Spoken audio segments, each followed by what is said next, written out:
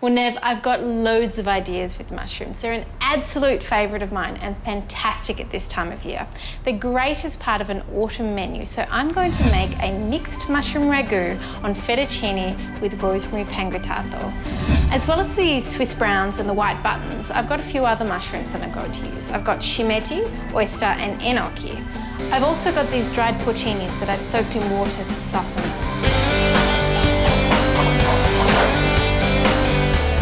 With, I'm just going to fry off these shallots and garlic.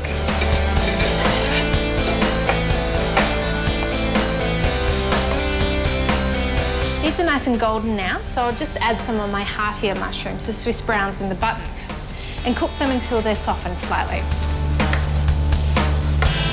With the shimeji and enoki, all you have to do is just tease them apart gently with your fingers. I'll just add a few sprigs of rosemary for extra flavour. And now it's time for the liquid. Now you can use wine or just stock or whatever you like. I'm using a German wheat beer because once it's cooked, it won't be too bitter. The beer's taken about 5 minutes to reduce down a little bit.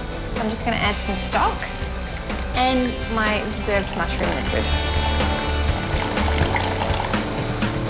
While that's bubbling away, I'm going to make a crunchy breadcrumb topping for my pasta, or pangrittato. Now, back in the day, pangrittato was known as beggar's parmesan because parmesan was very, very expensive, while bread was relatively cheap, and it gives a similar effect on top of pasta. I've got here some day-old bread that I've pulsed in a food processor. I'll just pop that on a tray with some finely chopped rosemary, salt, cracked black pepper, and enough olive oil to coat it all. Just give that a toss. I'm going to put that now in an oven that I've preheated to about 170 degrees and cook it until it's golden and crisp. We're almost there, so it's time to cook Josh's fettuccine.